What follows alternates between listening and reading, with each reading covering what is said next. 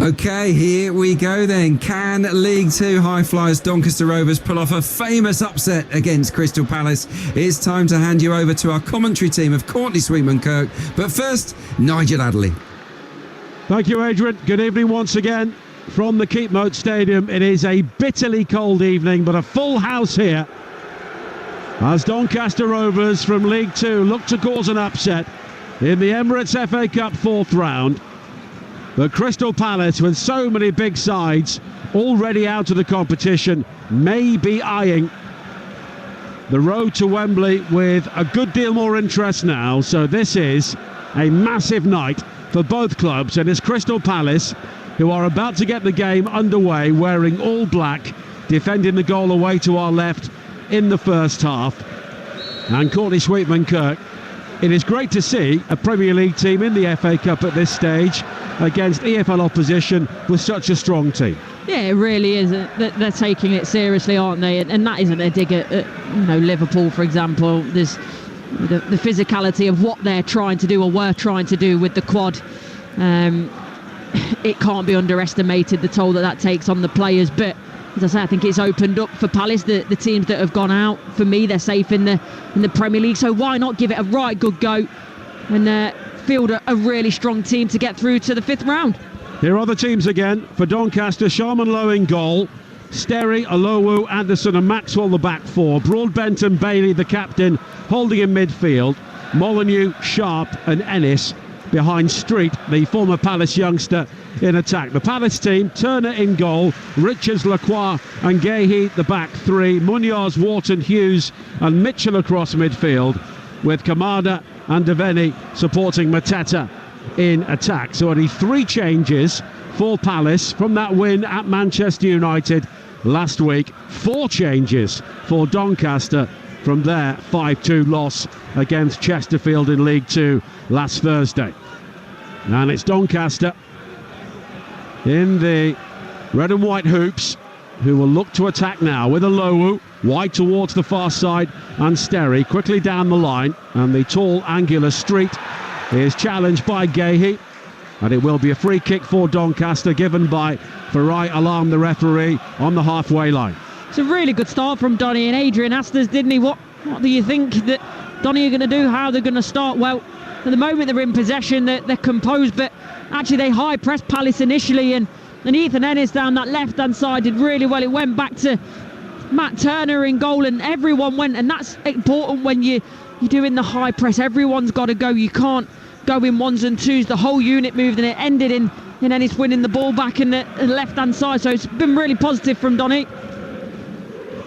Doncaster looking to reach round 5 for the first time since 2019, when Crystal Palace knocked them out here by 2-0.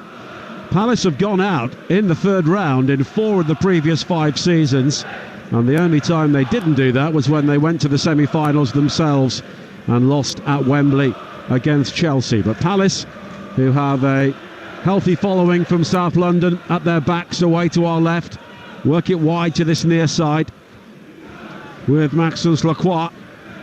And now Gahey again has time to bring it forward down the left. And of course, for Crystal Palace now, there is the incentive of a South London derby with Millwall in the fifth round. And it's a home tie for whoever comes through this game tonight, with extra time and penalties if necessary. On what is a blustery and really cold evening, we've had squally showers throughout the afternoon as Mateta chases a long ball forward for Palace, headed away though by Maxwell, recovered by Devaney, who is one of the youngsters who's come into the Palace team this evening, playing on this near side, their right. Doncaster briefly win it back, and it's Billy Sharp looking to close down Hughes. Kamada does well to play the ball around the corner to link up with Mateta, but in the end he's closed down, and it's back with Teddy Sharman Lowe, the youngster on loan from Chelsea, defending the Doncaster goal away to our right hand side. Oh, it's good defending there from Donny, because when it goes into Mateta, they get really tight and it's difficult. Initially he gets the flick on, but they crowd him out as well as Kamada in the middle of the park. 4 minutes played, 0-0 here on Talksport 2 in the FA Cup fourth round. at the Eco Power Stadium, what used to be known as the Keepmoat Stadium, on the outskirts of Doncaster, a ground where Courtney Sweetman Kirk graced this turf for many years, playing for Doncaster Bells. And you were saying, with your typical understatement, you scored loads of goals here. Yeah, I mean, they weren't very good. They were mostly from about 6 yards out, but they all count. Look, they're in the paper. There's no such thing as a bad goal. Now Wharton looking to build up his fitness once again following that long-term groin injury for Crystal Palace, which has really stalled his progress. But of course, he's still only 20 years of age, and he's a player who was developed in the EFL at Blackburn Rovers, played so much football before he left his teens. As Gahey has to go back again towards Lacroix as the rain starts to sweep down again here. And the pitch is looking rather mottled in places as it's quickly played forward by Tom Anderson, cutting out for Doncaster on the halfway line, all the way through towards Matt Turner, the American international, defending the goal away to our left. It's good play again from Anderson. I'm just watching him. He's not giving Mateta a moment's rest at the moment, and as that ball comes forward, he does really well to step in, win it. But you've just got to be careful that you don't get caught as you're stepping out. But so far, he's been really good, Anderson. Broadbent did well to win it back for Doncaster on the near side, cutting out the ball forward from Richards. But here is Wharton again now for Palace, wide to this near side, looking for Kamada, and there's a missed kick by Bailey, and Kamada could be in down the right hand side, cuts it back, but Bailey does well to lunge in and make the challenge. But Palace still have it again with Devaney looking to work the space for a crossing opportunity. Munoz now has the ball again down the Palace right, and now Wharton clips it back over the top, looking for Kamada, who may have been offside, but Doncaster clear anyway. And here is Gahey, wide towards Mitchell, and on again to the blonde-haired Hughes. Hughes, though, is tackled by Alowu, and it will be a throw-in for Crystal Palace by the corner flag on the far side. How well does Owen Bailey do there? I mean, initially, it is his fault. He goes to clear the ball, makes a hash of it, but the recovery run and the block was excellent. And then the ball played forward towards Mitchell on the far side, who I think was looking for the free kick, but the ball has ballooned into the crowd, and it will be a throw-in for Crystal Palace.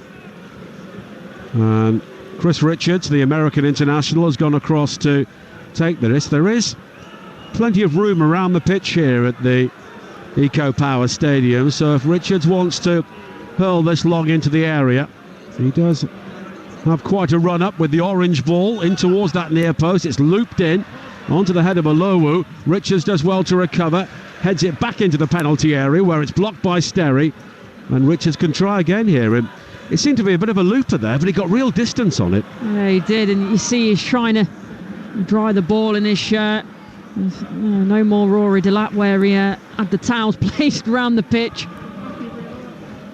Richards again in towards that near post area, this time headed away by Anderson, and Richards will try for a third time here with 7 minutes played on Talksport 2.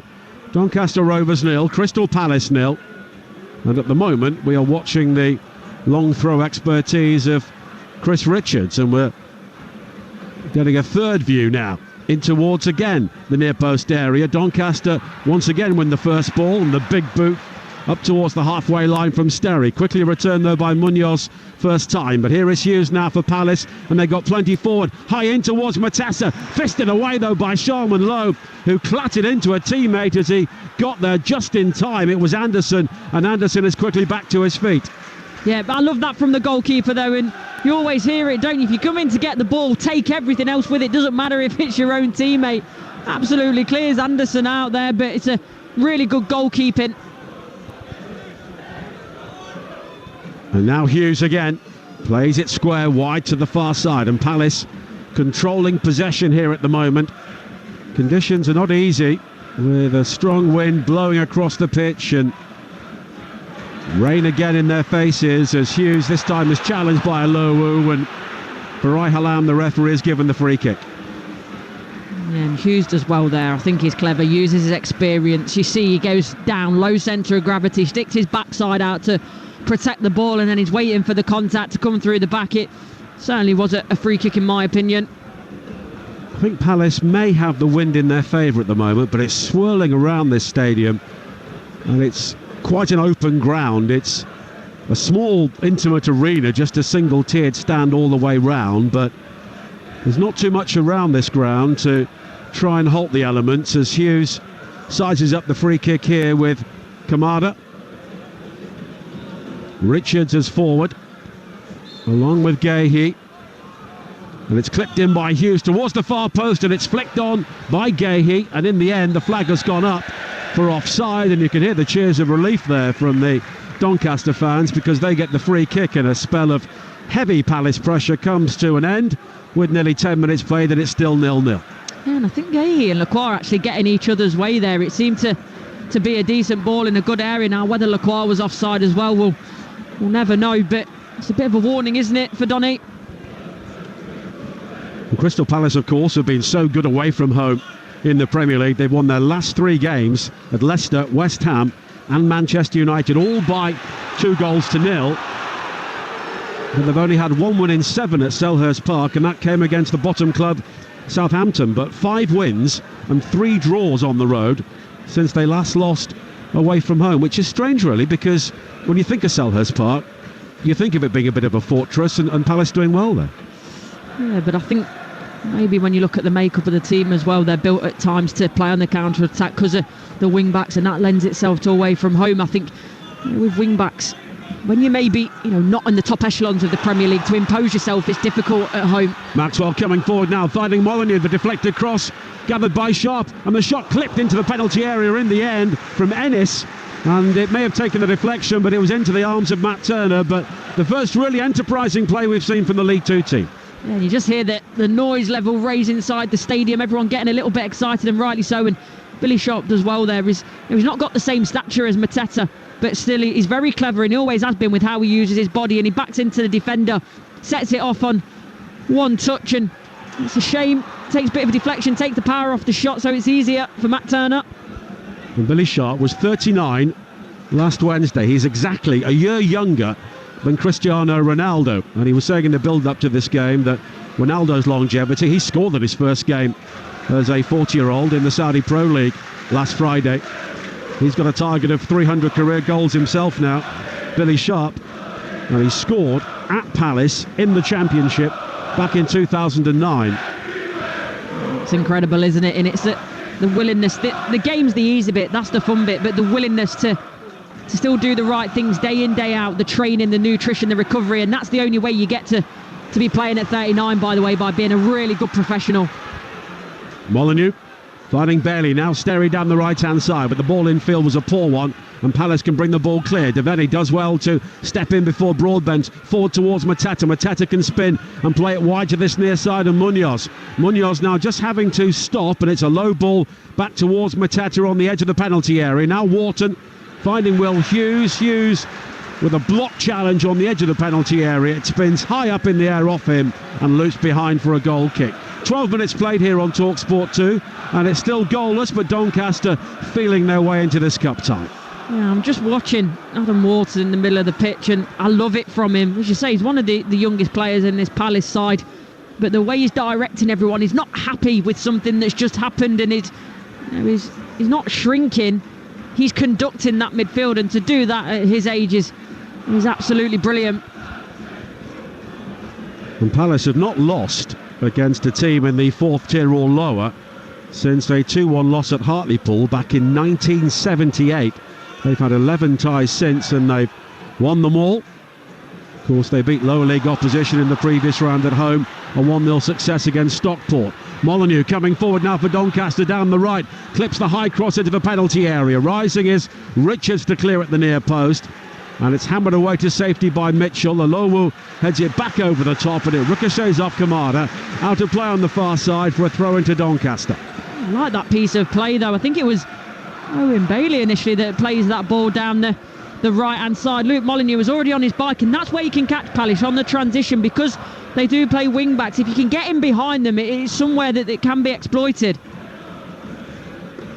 And they've got 2 players, Munoz and Mitchell, who will always try and get forward, and now the flag's up for offside against Rob Street, and it will be a free kick for Crystal Palace, midway inside their own half. If you've just joined us on Talksport 2 and missed the draw for the 5th round, Preston have a Lancashire derby at home to Burnley, Aston Villa at home to Cardiff, Newcastle will play Brighton, Fulham go to Old Trafford to meet Manchester United, Bournemouth against Wolves.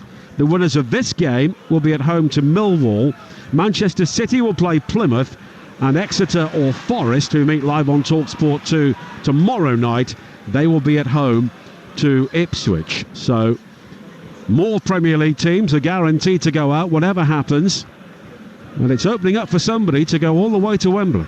Yeah, exactly, and that's why we love the FA Cup, because it brings up these moments, the opportunities for lower league opposition to pit themselves against the best sides, to potentially go and play at Wembley. And as you say, because of the way the draws happened, it really is opening itself up. Ian Danta and Scott Minto will be down in Devon tomorrow. As Palace come forward now with Devaney, his low cross into the penalty area, deflects behind off Broadbent, and the Premier League team have the game's first corner with 15 minutes played. It's a great run by Devaney. Actually starts a little bit centrally, darts out. It's that into-out run. It's a player that I really like. I actually watched his debut at Selhurst this season, and that was when they were really in the midst of that injury crisis. Sort of had no choice to play him, but he is a very good player. Already has a Premier League goal at Aston Villa, and also a full Northern Ireland international. Will Hughes will take the corner kick on this near side with 16 minutes played. An in-swinger, Sharman Lowe comes and claims well. Plenty of big men forward there for Palace, but Sharman Lowe always had control of that situation. He's been really good so far, the goalkeeper. The way that he's come and commanded his area that time, again coming through bodies, but big, strong, collects it, and good ball upfield as well. Street does well to win the header on the edge of the area, but Ennis was a bit lightweight in the challenge with Mitchell, and Wharton will bring it clear for Palace. Devaney with a very clever dummy, allows it to run, but Munoz can't play the return ball back to him, and as a result, Doncaster will try and build, but Ennis again beaten to it this time by Lacroix, who has the opportunity to come forward out of the back three. And of course, they do have that flexibility to allow players to join in midfield, and Lacroix is doing that again here. Now Richards and Doncaster pull everybody back behind the ball in this sort of situation. Billy Sharp is the furthest player forward, about 15 yards inside their own half. So they're looking to contain, and they're looking to stay in the game for as long as possible. They may get a free kick here, because Munoz with an accidental challenge on Ennis, who actually rolls into the Doncaster technical area on this near side. Grant McCann just checking on him. Munoz apologises. There was no malice in the challenge, but he did catch the youngster, and it will be a free kick for Doncaster. Yeah, and you see as soon as he goes down, Ennis is really struggling. It's a genuine reaction, and as you say, there's no malice in the tackle from Munoz. I don't know whether he sort of catches the back of his Achilles, which can be a really painful one. And you see he's really struggling.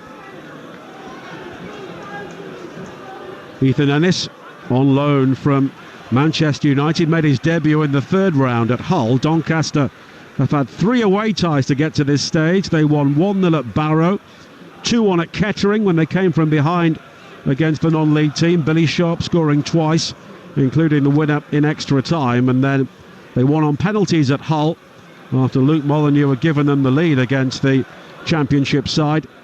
And they've not beaten top-flight opposition since Queen's Park Rangers at the old Bellevue ground, and that was in 1985. And they've had 1 or 2 opportunities since, most recently that game against Crystal Palace back in 2019. Dennis is continuing to receive treatment. Technically he's off the field here, so play could continue, but the referee is just delaying and giving Ennis the opportunity to come back onto the field, and he's gently been lifted back to his feet by the physio, and he'll be back on very soon. And Doncaster do have this free kick here. Yeah, it's all taken in good faith as well, I suppose. If it's towards the end of the game and Palace are pushing to try and find an equaliser or a winner, they won't be quite as gracious. But I like that from the referee, a bit of common sense. Free kick from Maxwell, swirled high towards the penalty area. Sharp does well to not the ball in field after just giving Richards a nudge. Palace though clear. Here is Mateta in the centre circle. He's got the ball down, looking to drive beyond Olowu, wide towards the left hand side. Mitchell in support. Mitchell though had to track his run and then check it because Mateta didn't give him the ball in time, and when he did give him the ball, it runs out of play for a goal kick.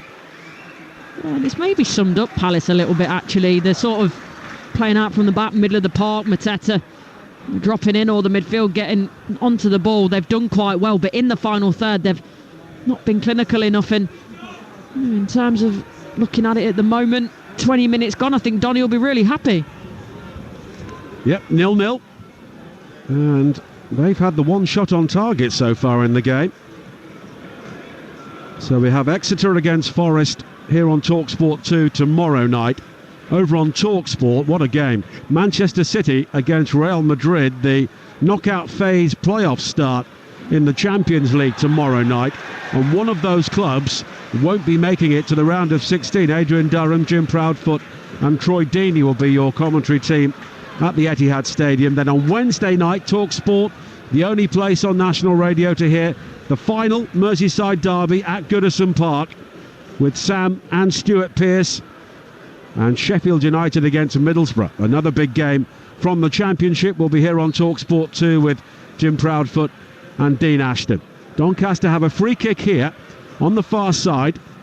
Broadbent with a low one in towards the near post. Volley cleared by Mitchell. Broadbent again plays it wide towards the far side, and Molyneux's got the opportunity to try and go beyond Mitchell on the ground. He just checks back, may need support, and he finds it from Broadbent a third time in this move. The cross driven in, taken down by Ennis on the edge of the penalty area, but he used his hand and it will be a free kick. And I think the initial free kick is something that Grant McCann down there won't be happy with. These are big opportunities, set pieces, and Doncaster get them, and to waste it like that and not even beat the first man, it's a cardinal sin when you're the set piece taker.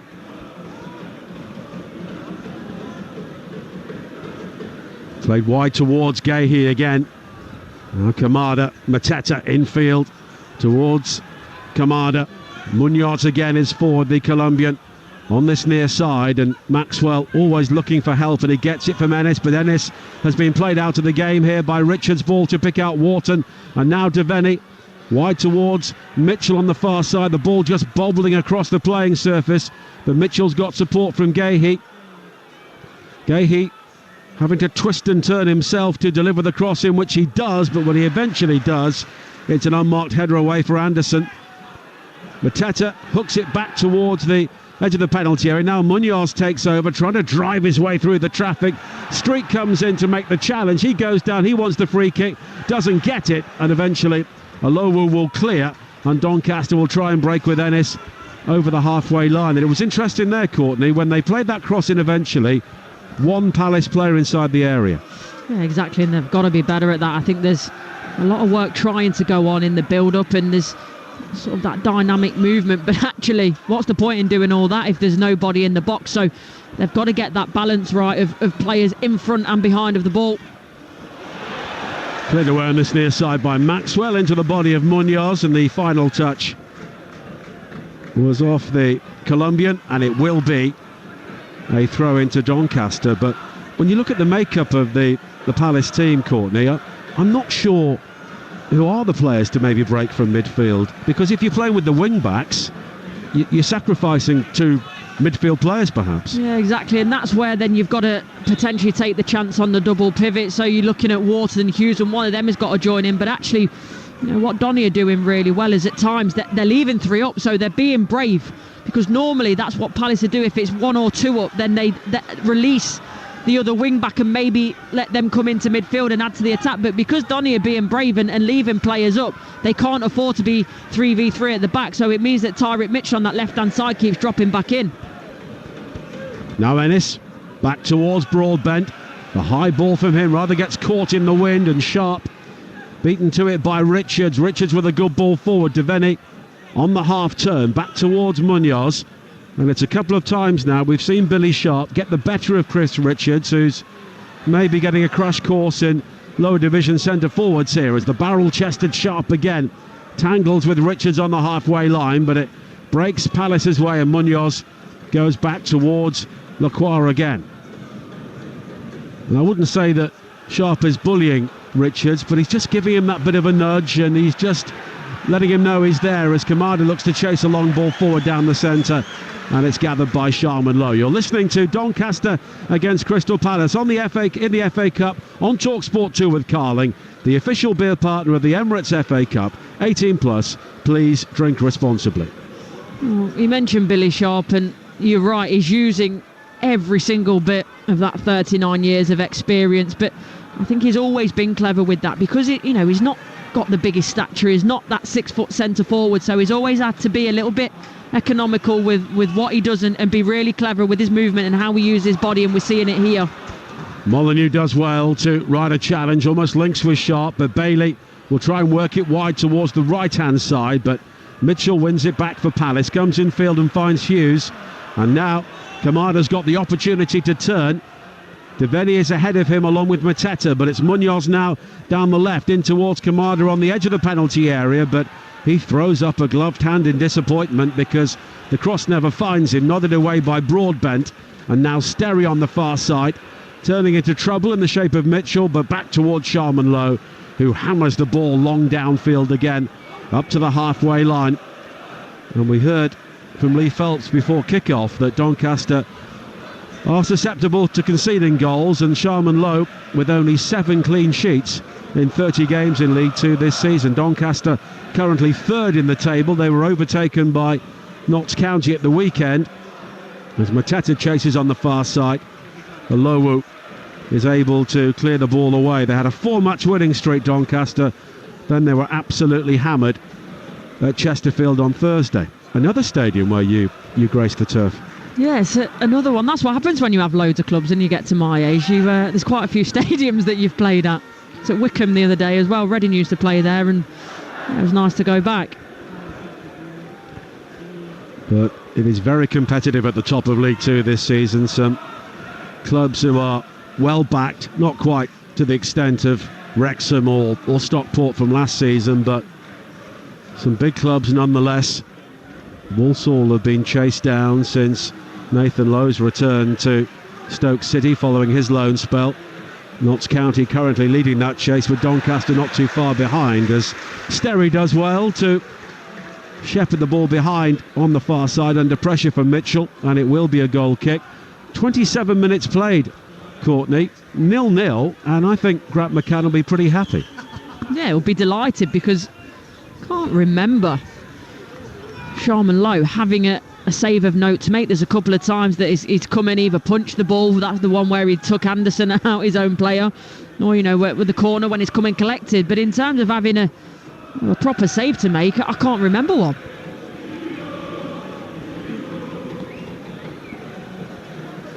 Sharman Lowe with the clearance. We heard a chant of eagles from the Palace supporters huddled together for warmth behind the goal away to our left.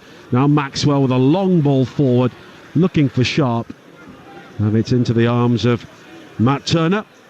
Dean Henderson, of course, is the number 1. He is on the bench along with Remy Matthews this evening, 2 goalkeepers for Crystal Palace, so everybody gets a place on the bench these days. Who knows, if it goes to penalties we might see a change. Now Devaney down the line looking for Munoz, cleared away though by Maxwell. Olowu, and here is Anderson though with the back pass to Sharman Lowe. Anderson makes himself available to play the ball out, and then jabs a dangerous ball up towards the edge of the penalty area. Broadbent then gives a back pass to Sharman Lowe, which I don't think he appreciated, so as a result he hammers it straight out of play. Yeah, and I actually don't mind that from the goalkeeper. I mean, how many times now do you see teams playing out from the back and a goalkeeper trying to deal with a dodgy ball back to them and causing themselves more issues? So if you need to, just get rid of it. There's nothing wrong with that. Maxwell heads it forward now for Doncaster, but Palace quickly repel it. But Molyneux finding Sharp down the centre, looking for Ennis, who just for a moment seemed to have the better of Gahey, but Gahey recovered, and Lacroix can bring it forward now for Palace. Slid down the line left hand side, looking for Mateta. Mateta though losing out to Olowu. Bailey with the ball forward, but he was challenged, and now Hughes will find Kamada again. He goes down under the challenge of Anderson on the edge of the penalty area, and it will be a free kick for Crystal Palace here. Left of centre, but in a decent position with nearly half an hour played. Yeah, this is a really good opportunity. As you say, it's just left of centre. It's not too far out as well, and it's the sort of area that gives you options. It's far enough out so it gets up and over the wall. You can go for a direct shot, or it's one of those where you can try and chip it to the back post area, try and get that headed back across and cause some chaos. Well, Hughes, who does have 3 assists so far this season, is over the free kick. And once again, Lacroix is forward with Richards, and Gahey is also looking to cause some problems, just lingering on the edge of the Doncaster wall. There could be an opportunity here for Hughes to maybe whip this ball around the wall on the short side and try and catch out Sharman low at the near post. But it's Kamada who plays it in low to Mateta, who strikes it, and it's loose inside the area and guided in by Munoz. And Crystal Palace have the lead. It was a very clever set piece. The initial shot was repelled, but the ball fell kindly for the Premier League team, and it was a tap-in the end for Daniel Munoz, and it's the Colombian who has put Crystal Palace on course for round 5. Well, this is a really well-worked set piece and fooled most of us in the ground, I think, including myself, and thought that it was going to be a shot. It wasn't. It's a clever little ball into the bodies. Well, Donny are asking for an offside. Hits the post, actually, doesn't it? Mateta initially comes back out. I'm just looking to my right-hand side to the big screen, and it does look like Munoz is onside. They're asking, and of course you would if you're Donny, but I think that's the right decision, and the assistant keeps his flag down. Well, there's no doubt Mateta was onside when he received that ball from the free kick. His shot on the turn pinged back off the post, and then I think it took another deflection. Then it came back to Munoz, who could walk the ball into an empty net. And I suppose it will just be the question mark. Munoz, to me, looked onside when the shot was taken. Obviously, as you mentioned, comes back off the post. It's just that deflection on the way through. Does it come off a Donny player? Does it come off a Palace one? But either way, you know, we've seen it this round. No VAR. There's been some really good decisions. There's been some poor ones. But all we do know is Palace are 1 up. Well, I think it would have been a difficult one for Blake Antrobus, the assistant on this near side, because it happened so quickly and there were so many bodies between himself and the ball as Devaney comes forward now, finding Munoz with the opportunity to attack. Back towards Devaney inside the penalty area. He tried to hit it first time left-footed, and in the end the ball skews off the outside of his left boot out for a throw-in. Yeah, initially, first touch is good, and then it bounces up. Perfect to hit on the volley. He gets underneath it when he's trying to hit across it, and as you say, it sort of bounces across the byline and out for a throw-in, and that's one that he won't want to see again. Well, we've got the prospect now of Palace against Millwall in the 5th round. So the pride of East London will be at stake there. Not too many London teams left in the competition, of course. Fulham, of course, are still in there. And then it's Millwall, and of course, one of them will be going out if Palace do go through. As Richards plays it back towards Lacroix, and Doncaster will be disappointed to have conceded to a set piece, although they were caught out by the initial shot from Mateta. And now Devaney, a high ball in again. Mitchell looking to nod the ball down to Mateta. It's cleared initially. Hughes, Palace have a firm grip on this game at the moment. 33 minutes played on Talksport 2. Doncaster Rovers 0. Crystal Palace 1. And Palace now playing some decent football in the strong winds and driving rain here in South Yorkshire. Hughes. Now Mateta again. On towards Wharton. Munoz. It's a bit narrow. He tries to work the 1-2 with Wharton, and in the end Maxwell will win the ball back and clear for Doncaster. Billy Sharp receives midway inside his own half. And it's laid back towards Broadbent, who clears it long downfield. Richards gets there before Ennis. But now Maxwell can play it forward to Sharp inside the Palace half, and Sharp leave something there on Lacroix, who I think makes quite a bit of it, but there was contact. Yeah, he makes a complete meal of it. To be fair, it's a cold night, and when you do get caught, especially when it's cold like this, it does seem to hurt that little bit more, but there's no malice in it. It's just a little bit late, Billy Sharp. And Farai Hallam, the referee, saw it. I don't think there was even a word for Billy Sharp. And it's a free kick. I mean, Lacroix did almost do a triple salcho as he hit the turf, but maybe that didn't help his case as Gahey plays it wide to the far side. Kamada. And you can always guarantee that Billy Sharp will always make his presence felt, but at the moment he's doing much of his work inside his own half, and that's the problem Doncaster have. But now Maxwell does play it forward. It's controlled by Lacroix again, and Sharp was quickly at him, and then Lacroix trying to clear, slices the ball high in the air, and Sharp will try and shepherd the ball out of play, and that's what he does. And Doncaster have a throw in here 5 yards from the corner flag. Yeah, and it's much the amusement of the Doncaster fans in here. Not happy with Lacroix, felt it was that dive was a bit dramatic, and they're letting him know. Molyneux tries to jink his way towards the byline, but Palace have won it back, and here is Hughes. And now Richards again. A high ball down the line, looking for Mateta. Anderson will just stoop in to head the ball clear, and then does well to find Street, who hooks it over his shoulder, looking for Sharp. But he's beaten to it in the air by Hughes, and at the moment Doncaster are finding it very difficult to cross the halfway line. And that's the thing in the occasion, and then when they do win the ball back, they're so deep in their own territory that it's such a long way then towards the Palace goal. Kamada now hits a shot, and it bounces just in front of Sharman Lowe, who did well to gather. Yeah, he did, and I actually don't mind that from Kamada, especially on a night like this. The pitch isn't necessarily the best. The rain's teeming down, and you never know, sometimes they skip up off the turf and fortuitous. But again, Sharman Lowe does really well, gets behind it, watches it all the way, and could have been a difficult one the way it bounces just before him. And one goal's enough for Palace in the previous round, as Ennis does well to block a clearance there on the near side. Street will try and take on Richards, and the final touch was off the American, and out of very little, Doncaster have a corner kick. I think they might be a bit fortunate. I thought there was potentially a handball in the build-up to that by Ethan Ennis, but gets away with it. Molyneux is over the corner on this near side. Ennis is the option to play it short. Palace have brought every single black shirt back inside the area. And Teddy Sharman Lowe is the only player currently inside the Doncaster half. Molyneux with the corner, which is very deep.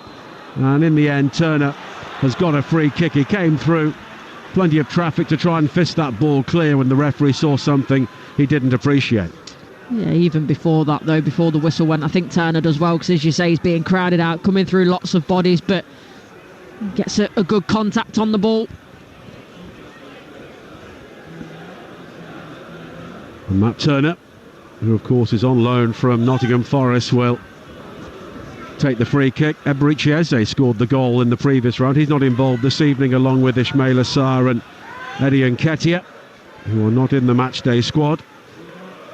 Roman Esse, the player who was recently signed from Millwall, is on the bench, and there could be a big day coming up for him in round 5. He's one of the standout players from the Championship this season in terms of young talent, moving on once again to the Premier League, as it's brought forward now by Molyneux. Good run down the left, the low ball into the penalty area, deflects into the path of Street, onto Sharp. Sharp with a shot on the turn, but had no real power in the end, and it's claimed by Turner. And he does well, Billy Sharp, doesn't he? But as you say, that shot towards goal hasn't got the power. He was bobbling through initially, through bodies as well, so I think Matt Turner did have to scamper a little bit more quick than they expected due to the lack of power on the shot, but he gets there in the end. That really is the game plan, I think, for Doncaster. Rob Street with a knockdown and Billy Sharp on the turn, because you don't often see big man, little man combinations in attack these days, but we've got one here tonight. Yeah, exactly. We don't see it very often, but It will work on the counter-attack if they can get the right sort of balls into those forward players. Now Lacroix on the halfway line. Over the top again, looking for Mitchell, but Sharman Lowe comes out towards the edge of his penalty area to claim for Doncaster Rovers. 5.5 minutes to play in the first half here on Talksport 2. Doncaster 0, Palace 1. Daniel Munoz with the only goal so far. I see Palace are getting a little bit more confident now. We're mentioning Tyrick Mitchell a little bit more. They're happy that Palace back three to release him as well as Munoz at the same time, and just getting a few more bodies forward now. They've got that cushion of the goal. And it's a good season for Palace to really have a good go at the FA Cup. They're 13 points from both the top four and the relegation zone. The reality is they won't be in either at the end of the season, so why not? And I think that's been reflected in the team picked here by Oliver Glasner tonight. Yeah, exactly. In terms of what they're playing for in the Premier League, for me, they're very safe. So coming here, trying to get a day out at Wembley. And it's not just about obviously the silverware, but it's the day out for the fans and what it means to them as well. So yeah, why not give it a good go? And this is a team which began the campaign with 3 points in 8 games in the Premier League. Injuries played their part, and there is a Palace player down. I think it might be Mark Gahey, who is down on the far side, just off the pitch, so he may require some treatment. One or two Palace players are also having words with the referee as well, but Farai Halam is waving them away. It's been good, to be fair. The referee has tried to keep it flowing as much as possible, and he's been consistent so far. Oliver Glasner won the Austrian Cup twice as a player, and of course his biggest achievement as a coach so far, the Europa League with Eintracht Frankfurt. They had a really good team when they beat Rangers in the final in Seville a few years ago. Now Molyneux for Doncaster, looking to respond just before half-time here. One or two fans around us beginning to head downstairs, I would say, to the warmth of the concourse, but it's actually colder down there than it is out here, as it's cleared away by Lacroix, but it's a missed kick. And now Bailey, wide towards Maxwell for Doncaster, down their left. Broadbent will take over. The Doncaster, once again, are finding it difficult to create any real opportunities, but Sterry has found a channel of opportunity on the right-hand side, but then he's given the ball away. He'll have to get back now because Gahey's bringing the ball forward for Palace, but Sterry does well to put on the afterburners, get back into position, and as a result, Palace go back to the halfway line. Yeah, he does really well, because I just worried there for a moment for Doncaster when you get caught in the transition like that, but Sterry working really hard to force Palace back. And this time last year, Doncaster were 22nd, 3 places off the bottom of the Football League, and there were one or two grumbles about Grant McCann's position. Then they won 10 in a row as Sharman Lowe comes outside his penalty area to clear. Munoz clips it back towards an empty goal from the wide area, doesn't really get the distance, and then a foul is given for a nudge on the Lowu on the edge of the box, and it will be a free kick, but that was a nervy moment for the Doncaster goalkeeper. Yeah, it was a lack of communication between the goalkeeper and his defender, and Munoz, you see exactly what he's trying to do. Hit it first time and he gets the right trajectory on the ball. We were right behind it, but in terms of the power, it was nowhere near it. It was looped up in the air more so than towards goal, and they get away with one there, Donny. Inside the final 2 minutes of the first half here, Palace leading by a goal to nil. And Oliver Glasner will want the second goal as quickly as possible here, and his team will be aware that Doncaster do have goal scorers in their side.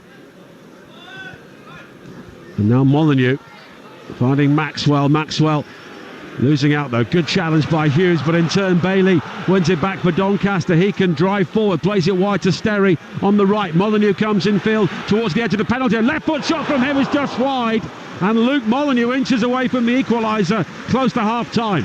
Oh, it was so close, wasn't it? There's quite a few of the fans around us on their feet. They thought that it had crept in, but just watching Grant McCann below as he's applauding the effort Really good play by Molineux, coming inside and leashing a ferocious shot that looked headed for that bottom right-hand corner as we look at the goal. And Matt Turner threw himself to his left, but got his angles right. It certainly wasn't far away at all. Just swinging away from goal in the end for Molineux, maybe a yard wide. I think Turner had it covered.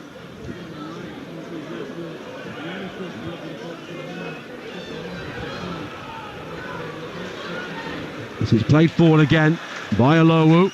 Street, who's worked hard with often little support, and he won it back from Wharton there, but then he was penalised for a challenge on Richards, and that's been the issue for Street. When he's had the ball, there's often been two Palace players around him all the time.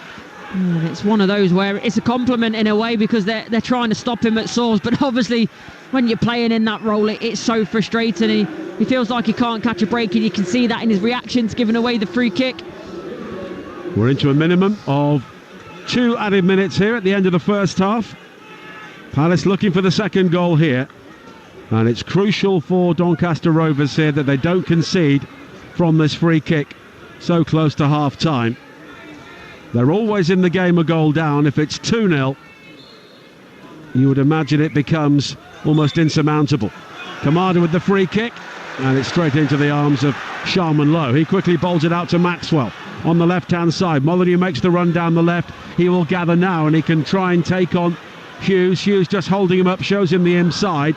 Molineux takes that route, and in the end he's been robbed by Mitchell. And here is Mateta quickly away for Palace down the right, beyond Anderson. Anderson just gives him a nudge as Mateta tried to go round him.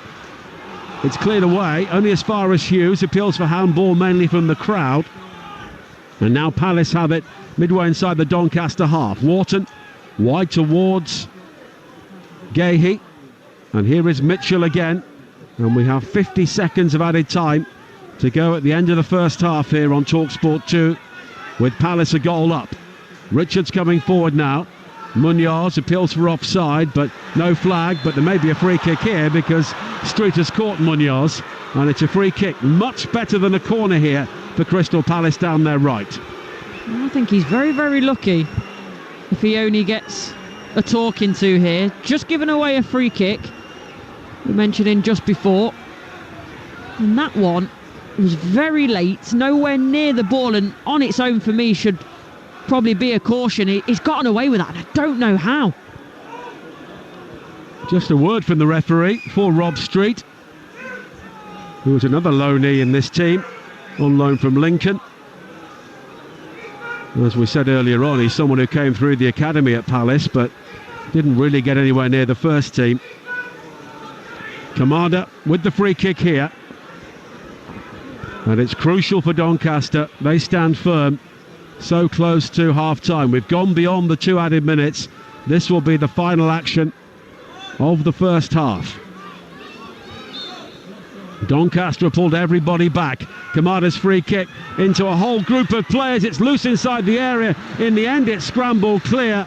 Palace, I think, were appealing for a penalty kick, but the half-time whistle has gone, and there's some relief there for Doncaster. They've got to half-time, only a goal down. The goal from Daniel Munoz, the wing-back, scrambling home after a shot from Jean-Philippe Mateta had come back off the post. Doncaster arguably have had more clear-cut opportunities. Billy Sharp with a miss-hit shot into the arms of Matt Turner, who also gathered a shot from Ethan Ennis in the early stages, and Luke Molineux shooting just wide. But at the moment, Crystal Palace will be playing Millwall in the 5th round unless Doncaster Rovers can produce the upset in the second half or maybe beyond. Half-time, Doncaster Rovers 0, Crystal Palace 1. Thanks, Nigel. So then at half-time, Palace lead Donny by a goal to nil. Daniel Munoz strike 31 minutes in from a clever training ground free kick, separates the two sides. But Courtney Sweetman-Kirk, this has been anything but one-way traffic, hasn't it? No, I've been really impressed with Donny, and sort of, you asked me what I thought they'd do, but straight on the front foot, weren't they, initially? From the first couple of minutes, pressing from the front, making sure they're putting Matt Turner under pressure. But what I like is that's changed throughout the game. Yes, there's been moments where they've had to weather storms and sit in, but again, when they've had the opportunity, they've They've got the press on, they've played on the counter-attack. Billy Sharp's been really bright, as we'd expect, and in terms of Rob Street as well, I think they're working together really well. The ball's going into Rob Street, he's either trying to hold it up or flick it on, and Billy Sharp getting the little bits in between. But I think that little bit of Premier League quality shown, didn't it, with that wonderful set piece. But for me, Doncaster Rovers are still in this. There's still opportunities, and I say until Palace get that second goal and really give themselves that cushion and kill it off, anything could happen. Yeah, I know that they're leading the game and they're in pole position to reach the next round, but they haven't played particularly well. I think the football looks very slow to me. It looks a little bit ponderous. And you look at some of the stats, Courtney, the shot count, Donny 3, Crystal Palace 5, touches in the box. They've had 6 touches from a Premier League team inside the Doncaster box. You know, that will be a disappointment, surely, to Glasner.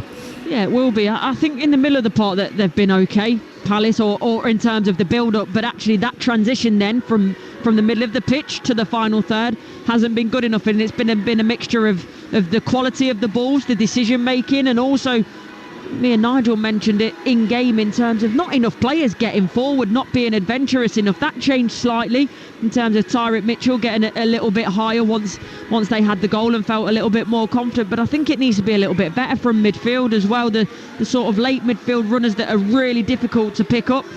We've not really seen that from Palace. And Mateta, he's doing well when he's dropping in and he's making the effort with the run behind it. He's actually doing quite well getting in between defenders, but again, the ball into him just hasn't been good enough. So I'm just watching the warm-ups and Ben Chilwell, I think he's actually going down the tunnel now, but be interesting to see if Oliver Glasner does make any changes, because for me it needs a bit of renewed energy for Palace. Yeah, it wouldn't surprise me at all. Luke Molineux almost scored on the stroke of half-time. How does Grant McCann go about this? What's his message to the players ahead of this second half?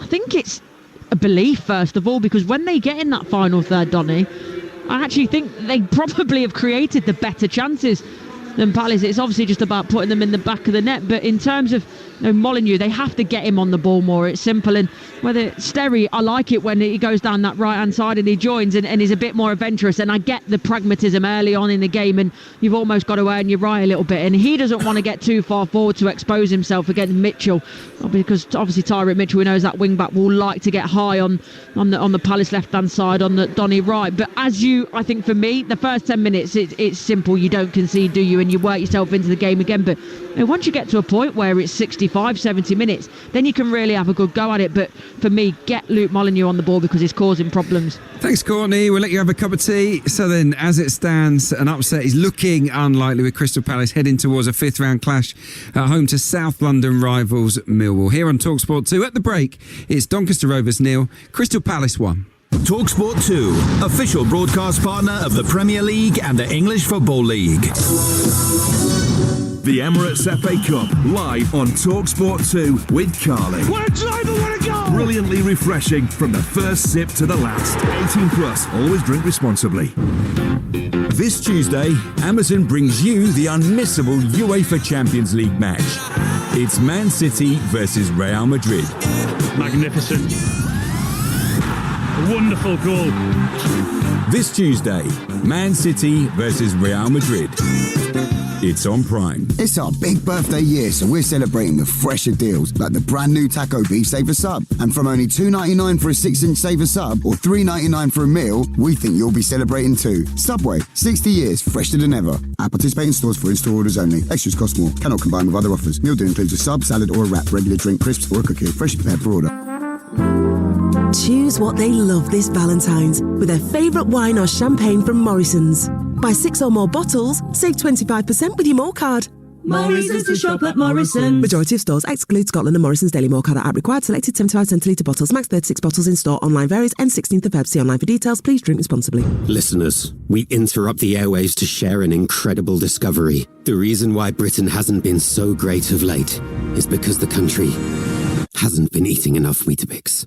We must get to work in rebuilding Great Britain, Bix by Bix. By delivering Weetabix to whoever plans the traffic diversions, to delivery drivers who can't seem to find your house, and people who don't stack the dishwasher properly. To Britain, we must say, have you had your Weetabix? Talksport 2 is your dynamic destination for all the latest sporting action, featuring live commentary of all the biggest events, including football, PGA golf, horse racing, Premiership rugby, cricket, boxing, and all the big-hitting drama of the NFL. Touchdown! Plus, Talksport 2's official betting partner, William Hill, is always on hand with the insight and in-depth analysis you need. Talksport 2 with official betting partner, William Hill. 18+, gambleaware.org. Get bowled over with Following On, the fast-paced cricket podcast from Talksport that'll hit you for 6. It's a pitch-perfect delivery of first-class cricket news. And that's a beautiful straight drive. Boasting an impressive strike rate of exclusive big-name guests. You little ripper! And fielding fierce fan reaction. Oh, that might be out. Don't get caught out. Subscribe now to the Following On podcast. Available on Acast, Apple Podcasts, Spotify, or wherever you get your podcasts. The FA Cup live on Talksport 2. It's half-time here between Doncaster Rovers and Crystal Palace. Let's hear how it sounded in partnership with Carling. FA Cup half-time highlights on Talksport 2 with Carling, the UK's #1 lager. 18+, please drink responsibly. Here is Hughes now for Palace, and they got plenty forward. High in towards Matassa. Fisted away, though, by Sharman Lowe. Maxwell coming forward now, finding Molyneux. The deflected cross gathered by Sharp, and the shot clipped into the penalty area in the end from Ennis. And it may have taken a deflection, but it was into the arms of Matt Turner. But the first really enterprising play we've seen from the League Two team. Kamada, who plays it in low to Mateta, who strikes it, and it's loose inside the area and guided in by Munoz. And Crystal Palace have the lead. It was a very clever set piece. The initial shot was repelled, but the ball fell kindly for the Premier League team. And it was a tap-in the end for Daniel Munoz. And it's the Colombian who has put Crystal Palace on course for round 5.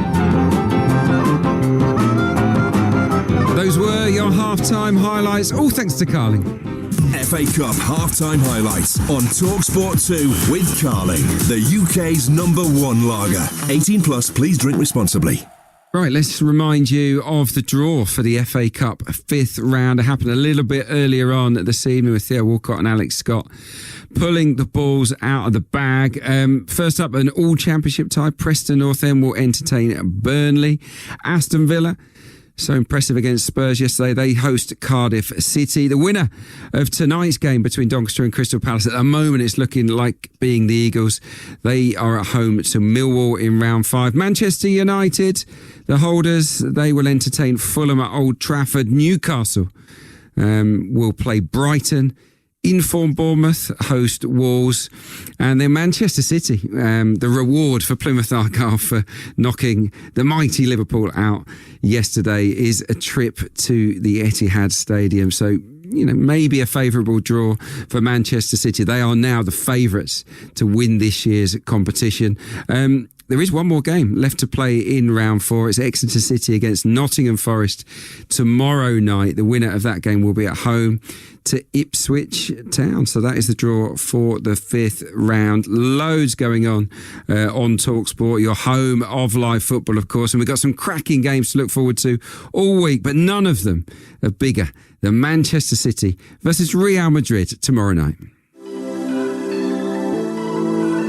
It has become a rivalry that has defined the European stage over the last half a decade. These are the nights that will forever be recalled. It's not a pleasant tie. You finish where you finish where you deserve to finish, and you take your medicine whoever's coming. Yeah, it looks like a derby already. 4 years in a row facing Madrid. Kovacic running through the centre of the field, going for goal and equalising. Absolutely, they're a threat. Of course they're a threat. Sent it towards the far edge of the area, and arriving late was Valverde, and what a volley into the corner. They are a huge competitor, so we know it. How in the tough moments they bring the best of them, and of course you have to make 2 good games to go through. I see now Real Madrid, they used to be more on this stage and to perform on the right moment, so I think it's a 50-50 game. Ball is played over the top, great chance, and it's put away by Vinicius. I think it's a question of believing in what we have in the dressing room, and we have loads of guns. We just need to use them the right way. Savinho chests it down inside the area. Savinho! These are the nights for players to make themselves heroes. The nights Talksport was made for. Yeah, you are not wrong. It is a must-watch and must-listen on Talksport tomorrow night, 8 o'clock, presented by Adrian Durham, commentary from Jim Proudfoot and Troy Deeney. Here on Talksport 2, we've got more FA Cup action. Should be a cracker, actually. League One, Exeter City entertain high-flying Nottingham Forest. The team that are in the most lofty position of all those surviving in this year's FA Cup. Could this be Nottingham Forest year to win the trophy? Commentary will be from Ian Danter and Scott Minto. Into Wednesday, more EFL action. Sheffield United host Middlesbrough, cracking game at the top end of the Championship. That's a TalkSport 2 exclusive from 8 o'clock with Jim Proudfoot and Dean Ashton. And on TalkSport, and it's an exclusive, it's a huge game in the context of the Premier League season. Everton against Liverpool. Sam Matterface and Stuart Pearce will be on the mics for that one. Let's head back to the Eco Power Stadium now and have a quick word with Courtney about that game. Everton against Liverpool. Of course, it's that game in hand. You've played for both clubs, of course, on the women's side, Courtney. For Everton, they need the points. They want, obviously, to thwart Liverpool's charge towards the title. But for Arne Slot's men, this is an opportunity to stretch that lead at the top. This is the game they've been waiting for. Yeah, it's a huge one, and I think that the way it's fallen, am I right in thinking, I think Liverpool have sort of 5 games in 15 days. Because of the way that sort of the fixtures have moved and stuff like that. So you're going in a position where you're looking really good as Liverpool, and you've got the game in hand to then potentially coming out of those fixtures, and I think they might play one more than everyone else. So if they come out of that sort of the little run in the position that they are, I mean, I personally don't see anyone catching them now still, but it's brilliant. But like you say, on the other side, you've got Everton, the history of Goodison, the last derby that will be there. They're actually in such better form than they would have been if the fixture would have been played when it was meant to be. And David Moyes will be looking for a big performance from his sides. And as you say, it's 1, because they want the points, 2, because it's a derby, and 3, if they can sort of try and derail Liverpool along the way, then that's perfect for Evertonians. Yeah, there's every motivation, isn't there, for the Toffees, no doubt about it. And you touched on something there. Everton are in miles better form. I know that they've got injury issues at the moment, as have most clubs in the Premier League, but this is a different Everton. Completely. Based on recent performances, they have a chance, at least here, don't they? Oh, they do. 100%. They're also coming off the back of Liverpool again, albeit a different side, but sort of that little knock of confidence that obviously they've been knocked out of the FA Cup as well. So it's probably, in terms of Everton, there's not really a better time to play Liverpool, I don't think, in the context of where Liverpool are and also where they've increased to in terms of their performances as well. Yeah, we turn our attention back to tonight's game. Doncaster obviously trailing by 1-0 at the break, but they can take heart, take confidence from what they produced in that first 45. Yeah, they can, although just looking down in front of me, Ben Chilwell's going to be coming on, and we wondered what that would be in terms of Tyrek Mitchell. Is it like for like? Would they change the back around? But no, it's a like for like with Mitchell, so be interesting to see what he brings his side. Not had a lot of football, so he'll be itching to get on the pitch and make a good impression. Yep, feels like the right time to hand back to your commentary team. Courtney Sweetman-Kirk. First up, Nigel Adderley. Thank you, Adrian. Double change for Doncaster as well. Ethan Ennis has been replaced by Jack Senior. He will take his place on the left-hand side. And Rob Street has also gone off, and Jordan Gibson will come on to replace him. So a new partner up front for Billy Sharp in the second half.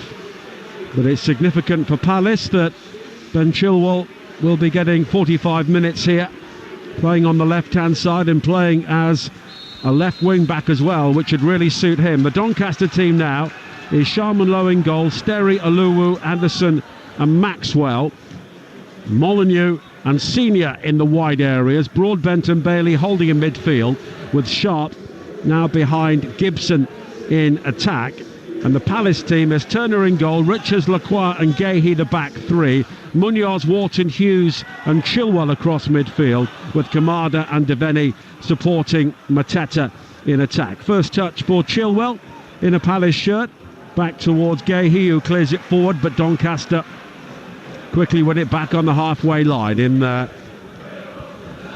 red and white hoops, attacking the goal away to our right in the second half, and it's not got any warmer during half-time, Courtney. No, it's certainly not. I've had to turn the heated gilet on.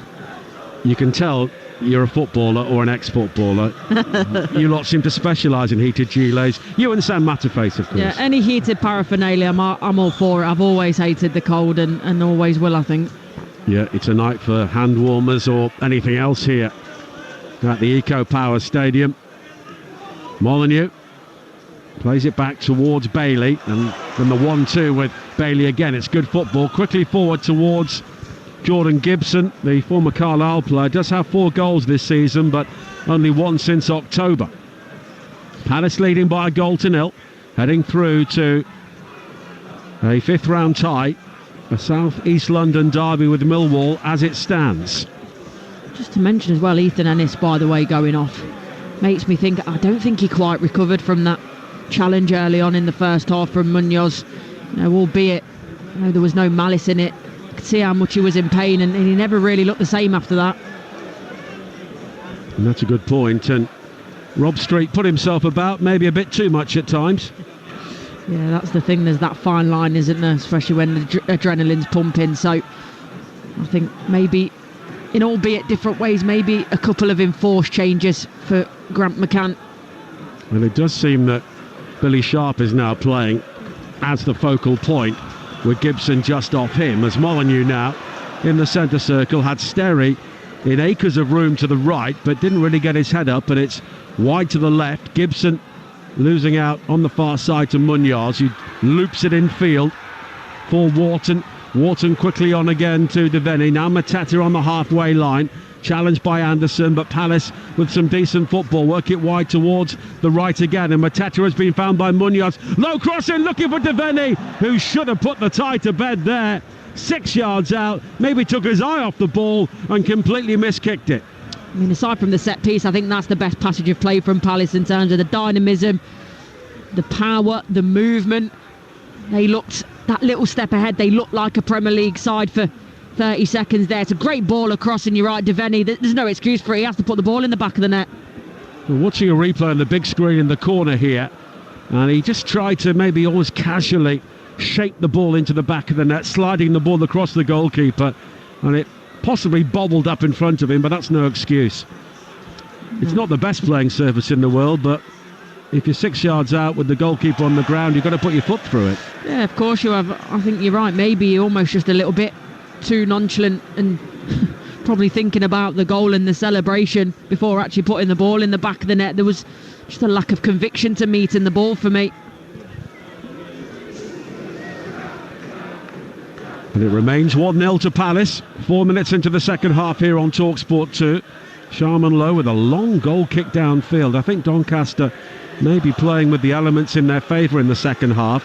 Kamada though for Palace, driving forward down the centre again. He's got Munoz in space out to the right, but the high cross towards the far post. Chilwell was up there, cleared as far as Hughes. Chilwell will now gather, plays it back in field to Gahey, and Chilwell making his Palace debut on loan from Chelsea, looking to put all those hamstring injuries behind him now.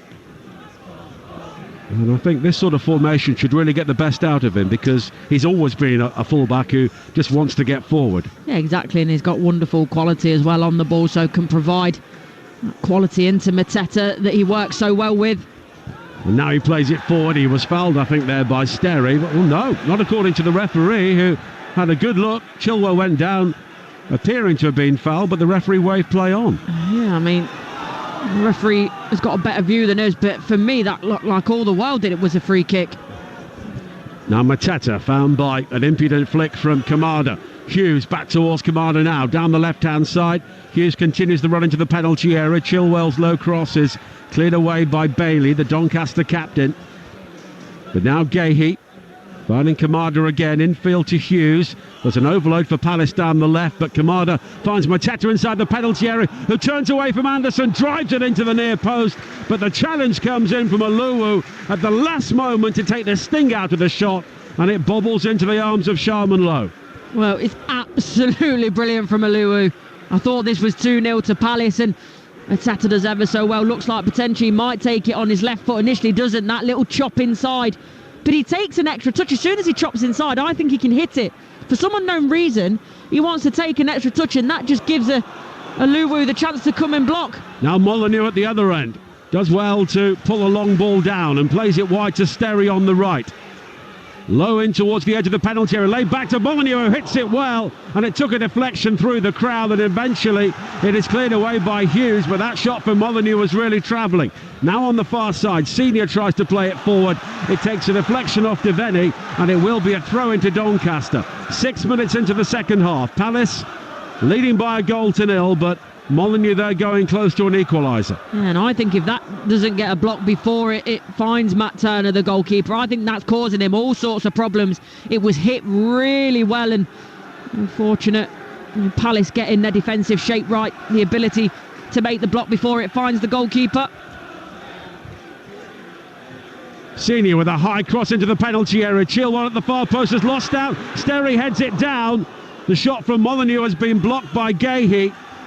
And now Sterry again. He's got support on the outside from Bailey on the right, but a good ball into the penalty area. Molyneux onside, pulls it back into the 6-yard box, and in the end it's hacked away by Wharton, and Doncaster Rovers suddenly pouring forward. Yeah, but they're going to be disappointed, especially Gibson here, because no one gambles. Molyneux does ever so well, and the fact that nobody gambles on this ball, I don't know whether they think he's not going to reach it in time, but someone has got to be making that run just in case. Well, just a check here on the ponytailed Jamie Sterry on the right-hand side, who maybe got a knock in that move, but he will now, I think, take the long throw on this near side. And once again, there is plenty of room around the playing surface here. This ground also used for rugby league as well, so there is room for the long throw, but Sterry in the end goes short to Molyneux, who just about stays onside on the right. Back towards Sterry again, a low ball into the penalty area. Bailey turns and he snatches at the shot, drags it wide at the near post, and I think he had more time than that. Yeah, he did. You can see he's itching to get his shot off quickly, but works quite well because everyone thinks Sterry's going for the long throw. They play it short, the ball in the box, and initially he turns really well, Bailey, and I think he maybe almost surprised himself because the turn's that sharp. He's got more time than he thinks, but he snatches at the shot. 53 minutes played. Doncaster Rovers 0, Crystal Palace 1 here on Talksport 2 in the Emirates FA Cup 4th round, as Turner tries to play the ball out to this near side, straight over the head of Will Hughes, just in front of us, and it's a throw-in for Doncaster Rovers, which Sterry will take. Billy Sharp beginning to buzz around the penalty area as well, but now Sterry, under pressure from Kamada, goes all the way back towards Broadbent. There's a slip on the far side from Senior, but he manages to squeeze the ball forward. But now Wharton for Palace, finding Mateta. He flicks it through, but it's gathered again by Broadbent, and Aluwu can play it wide to this near side of Molyneux. His first time ball in field, though, is cut out by Hughes. The early ball over the top, looking for Devaney. Devaney could be in here for Palace, clips it over the goalkeeper, and Martin Devaney has surely won this FA Cup tie for Crystal Palace. He missed a sitter earlier, but he made absolutely no mistake here, lobbing the ball high over Sharman Lowe, and Palace look set for a South East London derby with Millwall in the FA Cup 5th round. 54 minutes played, Doncaster Rovers 0, Crystal Palace 2. Oh, Grant McCann is waving his hands up and down, trying to get his team going again. It's because actually they've probably had their best passage of play, Doncaster Rovers. They'll be so disappointed, but this is a great ball, by the way, from Will Hughes. The way that he gets it out his feet, the weight of pass is immaculate to try and find Devaney, which it does. There's a little bit of a mix-up with the defending, doesn't get the right contact on it, but Devaney's still got a lot to do here, by the way. He's on the angle, he's got to beat the goalkeeper, get it up and over, but make sure it's down in time. And Sharman Lowe makes it difficult because he comes out nice and big, both arms aloft, but Devaney keeps his cool, and it's a really nice goal from the Palace youngster. Do you think Sharman Lowe maybe was almost caught there because he started to come out, then he stopped, And once he's done that, he gave Devaney plenty of room in which to lob the ball behind him. Yeah, there is that thought process as well, but I think it's a difficult one for the goalkeeper. Either way, I think it's just a very well-worked opportunity from Palace. Well, it's a corner kick on the far side. Munoz challenging Sharp, and Doncaster looking for the response here. 2 goals down, and that goal really coming against the run of play, but that's what can happen in the FA Cup when you're the lower division team. You've got to make the most of your opportunities. Doncaster had a couple there, and now Palace have picked them off, and they lead by 2-0. The corner in towards the near post, flicked on by Bailey. It's loose inside the 6-yard box, hammered clear, and in the end a volley over the top from Broadbent on the edge of the penalty area. Yeah, it's difficult, and I've seen it this weekend. I did the Wigan-Fulham game rather. Also did Rovers yesterday against Wolves, and actually similar situations where the lower side team were having a passage of play, looked the better team, but then out of nowhere that little bit of quality shows, and it's a really tough one to take. It's a sucker punch. Now Sterry on the halfway line for Doncaster. Alowu down the line, helped on by Molineux. Sharp will chase, but Gahey goes back towards Turner, who then gives it back to Gahey by the corner flag. He's penned in by Molineux, but he's cleared only as far as Bailey now, and Doncaster have an opportunity, but Sterry is closed down by Chilwell, and it will be a throw-in for Doncaster Rovers. 57 minutes played. Palace leading here by 2-0. Munoz and Devaney with the goals, and that second one may have really knocked the stuffing out of Doncaster Rovers here. They've had a really good start to the second half. So actually, I think both teams have definitely upped the energy, and I saw that in Palace. They upped the energy, but up until that point where they got the second goal, the end product was still a little bit lacking, whereas it looked really good. The movement's been more dynamic. They've been adventurous. Sterry's higher up the pitch for the Doncaster Rovers, and they'll feel really hard done to. Doncaster looking to build again, and for the 4th successive away game, Palace are leading 2-0, and of course they beat Leicester, West Ham and Manchester United by that scoreline in the Premier League.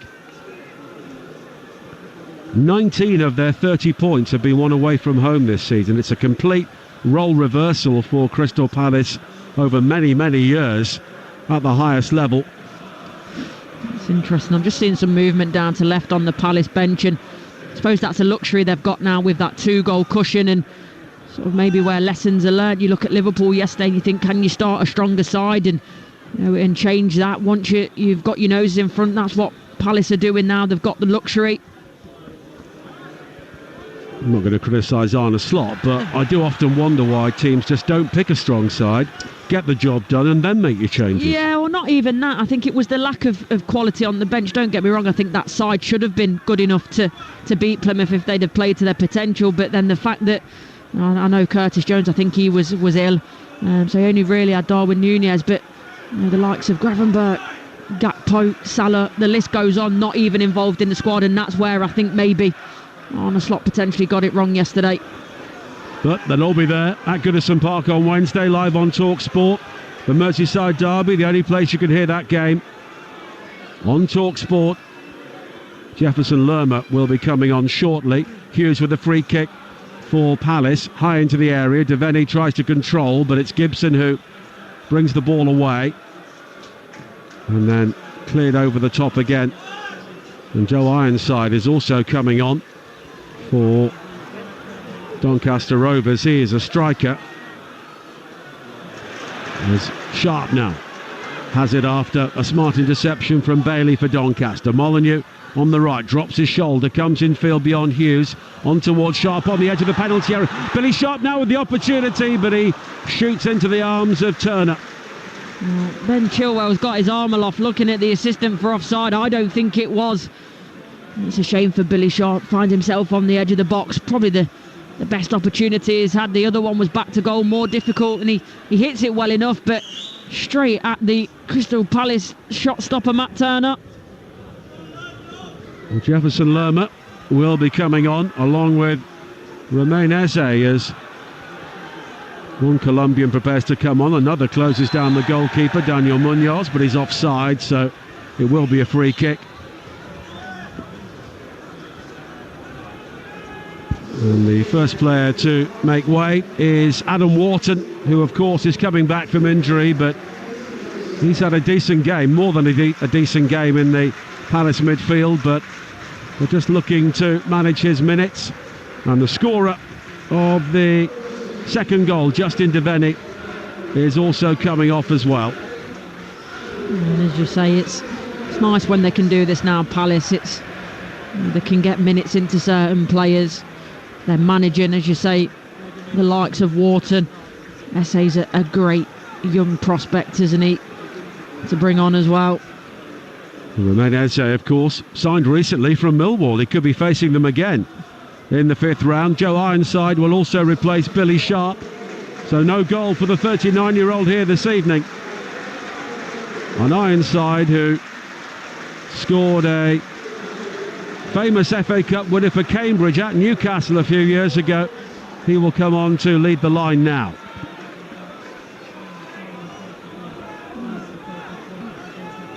And Billy Sharp has had one or two moments, but at times he's found it difficult to get in the game, as Ironside does now, and he found Gibson. It's flicked wide to the far side.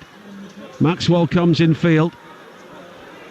12,739 the crowd here, with a couple of thousand from Palace, as Molyneux flicks a shot in at the near post, which takes a deflection and it bobbles into the arms of Turner. And now it's about Palace, isn't it, in terms of managing the game. You know, they've got the 2 goals, the superior quality, and it's theirs to lose now, really. I think it's been really difficult for Donny. That second goal really has took the confidence and the stuffing out of them. Here is Mateta coming forward up towards the edge of the penalty area. It is quickly challenged, and in the end it's hammered away by Joseph Olowu on this near side, and it will be a throw-in for Palace. You're listening to Doncaster against Crystal Palace in the FA Cup on Talksport 2 with Carling, the official beer partner of the Emirates FA Cup. 18 plus, please drink responsibly. And we're back in the Champions League over on Talksport tomorrow night. Manchester City against Real Madrid as the knockout phase playoffs get underway. 2 giants looking to make the round of 16. Exeter against Nottingham Forest. The final 4th round FA Cup tie will be here on Talksport 2. Merseyside derby on Talksport on Wednesday, as we said. Sheffield United against Middlesbrough will be here on the home of the EFL. Another big game at the top of the Championship. Then on Friday, a choice of listening. Brighton against Chelsea will be on Talksport, here on Talksport 2. Queen's Park Rangers against Derby. And Derby, it seems, could have John Eustace in charge by then. He has been given permission to talk to them by Blackburn, who say they are disappointed by his decision to ask to have talks. Chilwell now plays it over the top, and it's a good ball wide to the far side for the other wing-back, Munoz. And Palace now look very comfortable, leading 2-0 and playing so much more of the football. Yeah, and I like that from Chilwell, the big switch of play, and not really done that too much, Palace, but now as Doncaster are sitting in a little bit more, there's just that opportunity to find the switch of play. And it's over the top, looking for Kamada, and Sharman loaded well just to gather on the edge of the penalty area. But as he plays it out, it's quickly given away, and all Sterry can do under pressure is hammer the ball out of play into the crowd. And at the moment, Doncaster do look a beaten team. There's still 25 minutes or so to play, but it's a long way back, 2 goals down. They needed to score really straight after that second goal, didn't they? Yeah, I think so. There's always that impetus to try and get back into it quickly, but you're right, they're sitting in more. Palace look more threatening and comfortable, and it looks like it's only going one way currently. Munoz coming forward now, the early ball into the penalty area, but again there was no one there, and that's been a common theme for Palace at times. And if you're looking to be picky, and they're 2 goals up in a difficult game away from home, that they don't flood that penalty area at all, do they? No, they don't. And it's the recognition for me of Mateta, and there's 2 ways to look at it. You've got to recognise when he drops in, and then someone's got to replace the space that he's left. Or, as the manager, you ask him, I don't want you to drop in as much as you're doing because I need you in between the sticks. So they're the questions that Palace have got to ask themselves. Noah Lowu coming forward on this near side, the right for Doncaster. Molyneux, he's forced wide, and all he can do in the end under pressure from Kamada and Chilwell is scoop the ball straight out of play, and it will be a throw-in for Crystal Palace. They're at home to Everton next. Only the bottom two have fewer home wins in the Premier League, so that's something that Oliver Glasner will be keen to address as quickly as possible.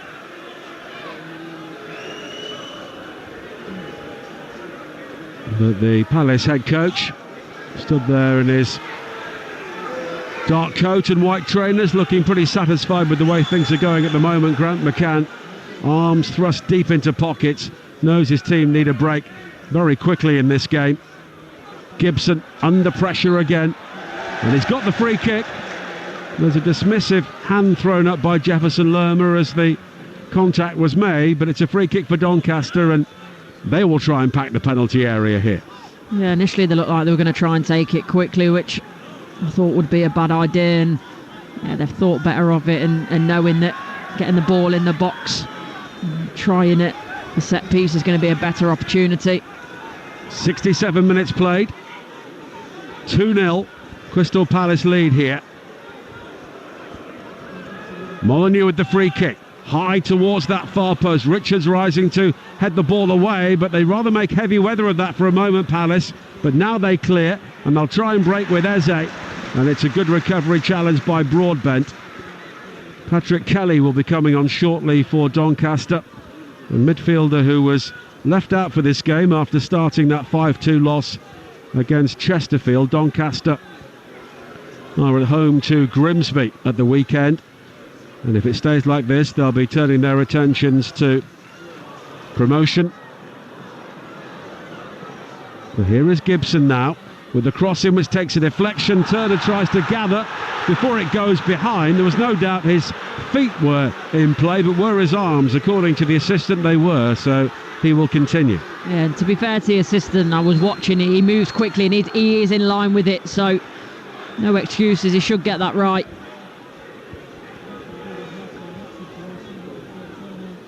Played forward down the line by Richards, and then infield towards Eze.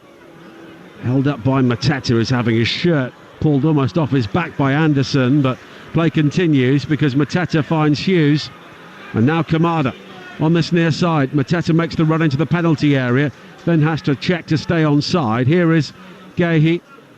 Lerma in field, and now Lerma does gather the ball, and he can pirouette on the ball under no real pressure and play it wide towards Richards on the far side. And Palace here have every single outfield player inside the Doncaster half, and they're passing the ball around, working the lower league opponents. Eze slip forward now to Chilwell. Lerma, and pretty soon we'll be getting the olays from the Palace supporters. If they weren't so cold, would have had them already. Yeah, exactly. It's interesting though, Chilwell there is actually up with Mateta. He's come really, really narrow. He was almost playing like a second centre forward in that passage of play. Well, they continue to knock the ball around here, and the player's only been broken up by a foul. Bailey catching Jefferson Lerma.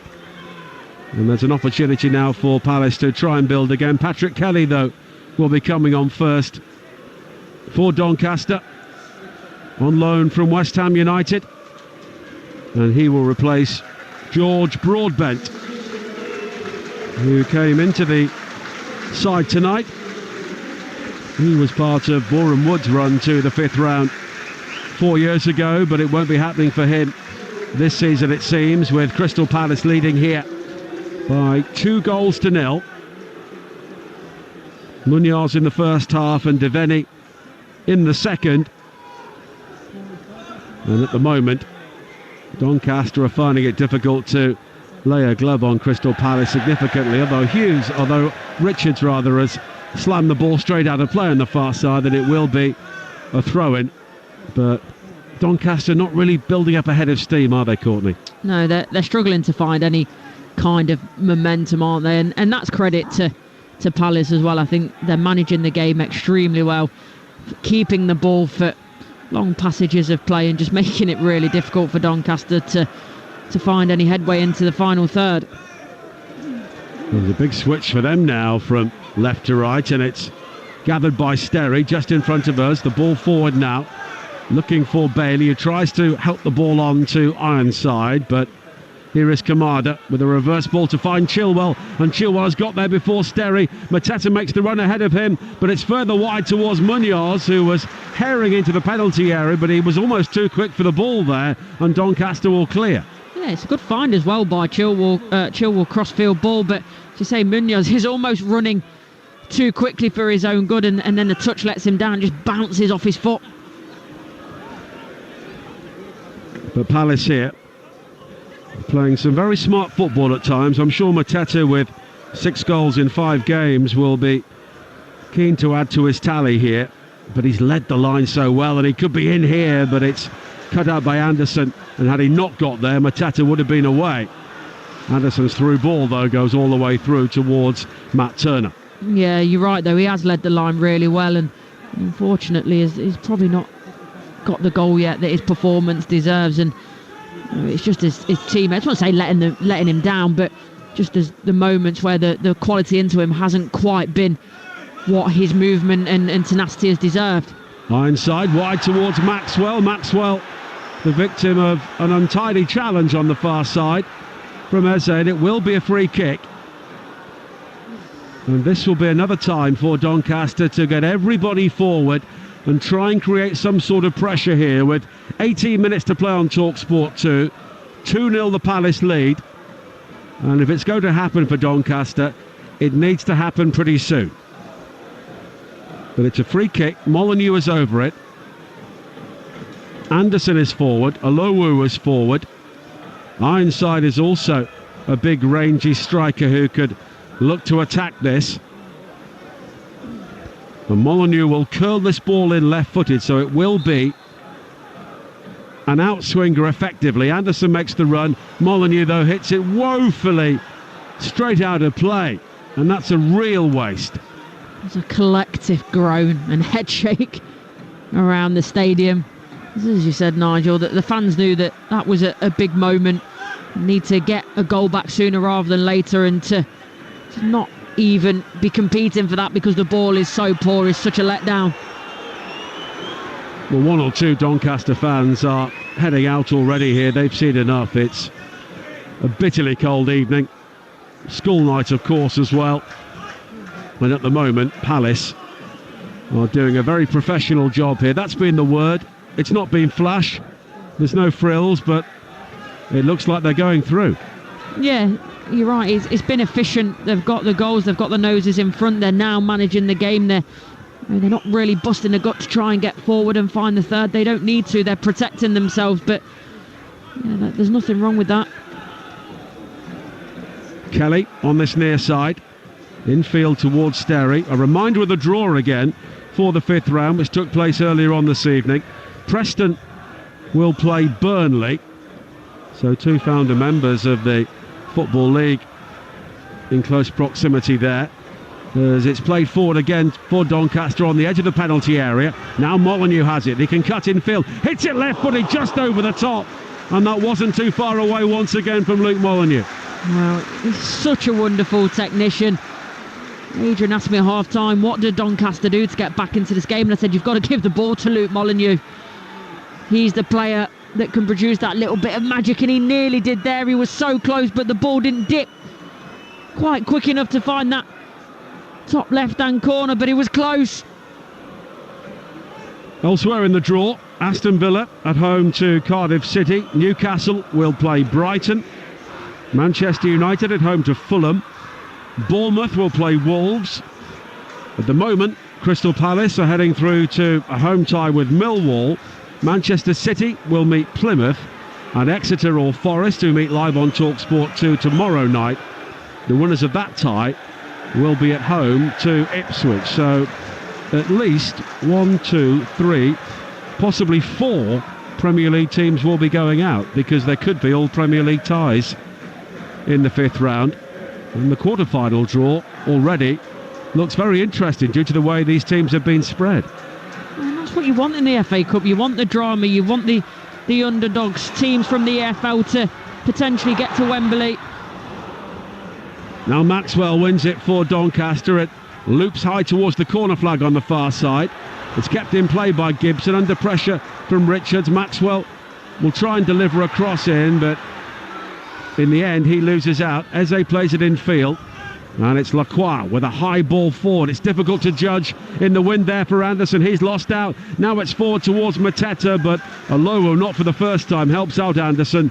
It's back to Sharman Lowe, and he clears long downfield. Yeah, they've worked that really well between themselves, Anderson and Alowo, in all credit. When Anderson's got tight, Alowu's dropped off and swept the bits up just in case Mateta's got free. Chilwell on this near side, now finding Mateta again. Lerma, Gahey,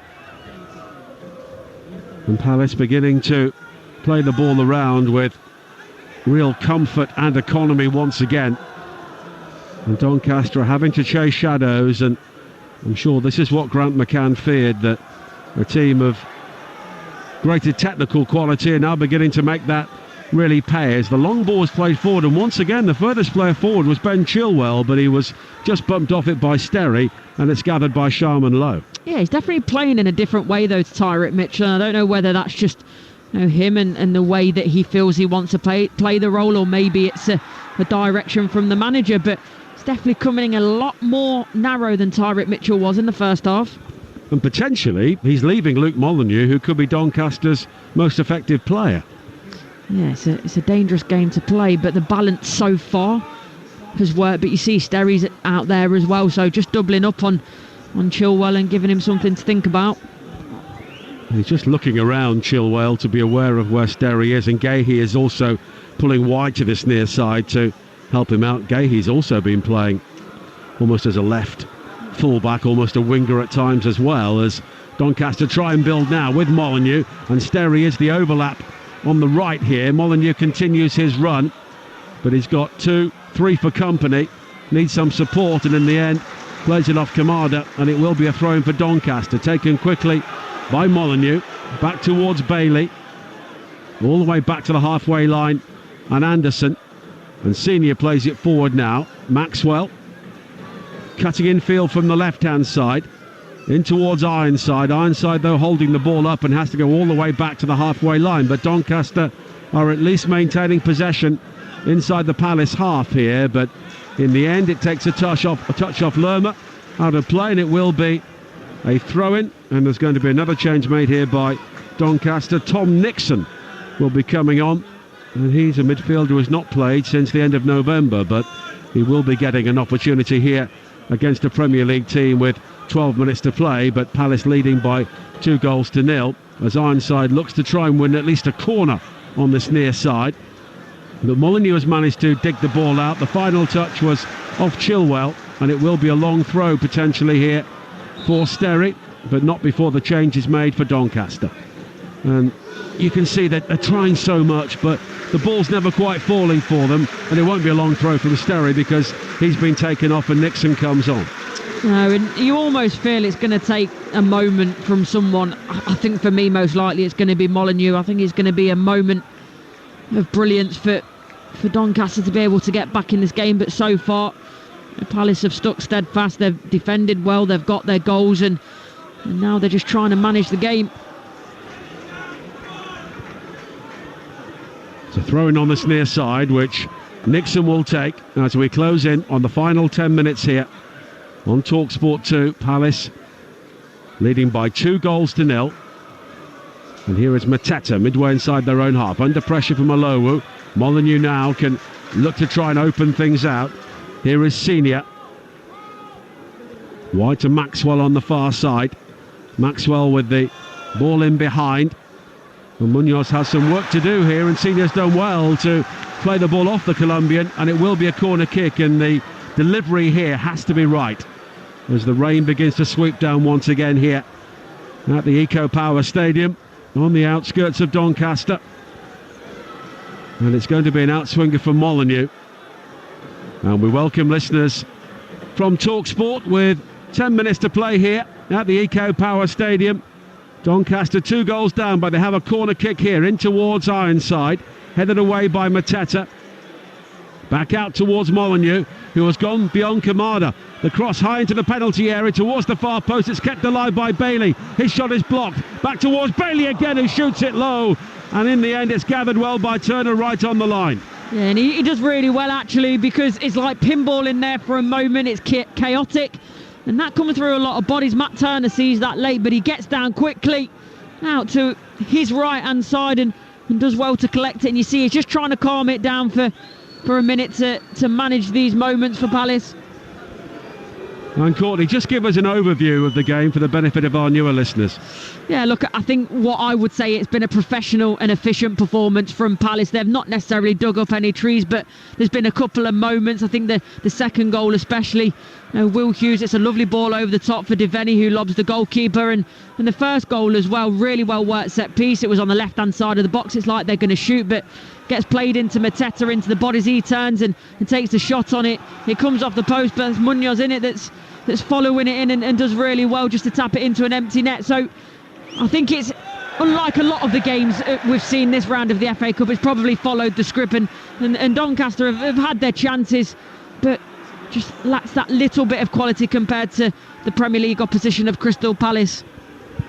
8 minutes to play, commentary continuing on Talksport 2. It is Doncaster Rovers 0, Crystal Palace 2. At the moment, Palace heading through for a London derby against Millwall in round 5. There's Gahey, hammers the ball away on this near side, and a gentleman just in front of us in a Peaky Blinders cap heads the ball back into play and gets the general indifference of all those around him. He enjoyed himself at least. Yeah, I think he's still trying to get his head out of his shoulder blades now. People don't realise how hard these balls are, do they, until they actually head them. He headed it like on the top of his head as well, so he'll have a bit of a headache. Now Senior, wide to the far side, in towards Ironside. Ironside again with his back to goal, having to hold off 2 Palace players, and the combination of Richards and Eze bring him down, and it will be a free kick with 7 minutes to play. Palace leading 2-0. And they have done well here to snuff out the prospect of any real shock at the moment. Nixon heading the ball on, because so much of what Doncaster have done inside their own half has been under pressure, and that's credit to Palace because they've not stood off at all.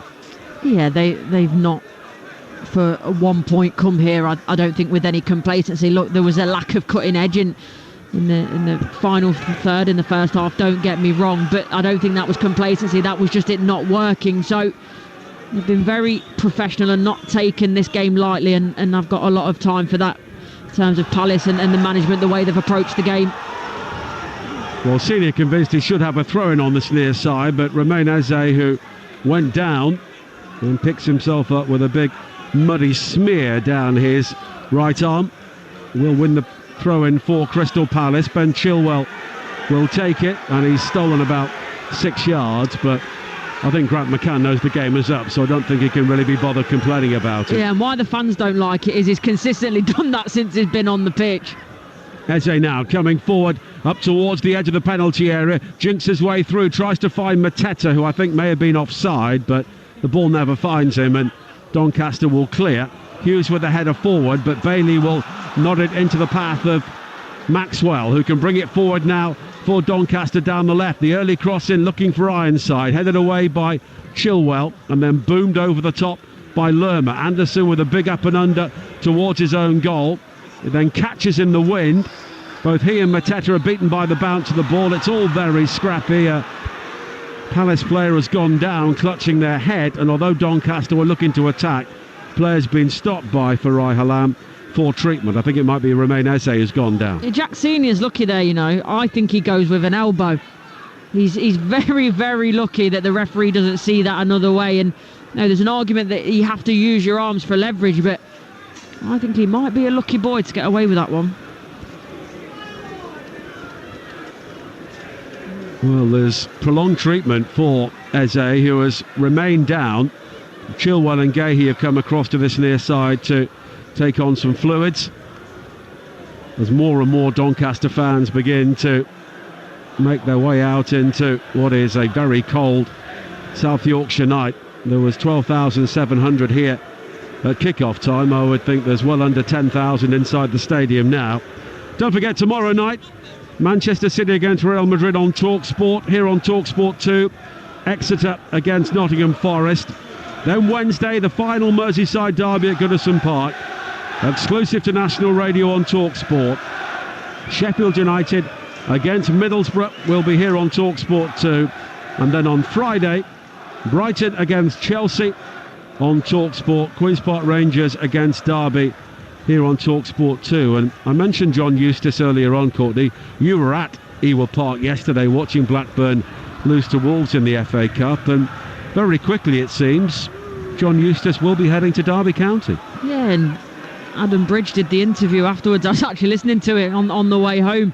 I'm very surprised with his sort of reaction to the question, and normally a manager completely shuts that down, but left it a little bit open, and yeah, looks like that move is on. And yeah, it's an interesting one. Obviously Derby at the foot of the table and where Blackburn are, but I think Derby, there's not that much in it at the bottom of the table. It'll be close, and obviously there's an issue with the hierarchy there with Eustace and Blackburn. Well, there wasn't a huge amount of activity during the transfer window, or maybe not the players that he was looking for.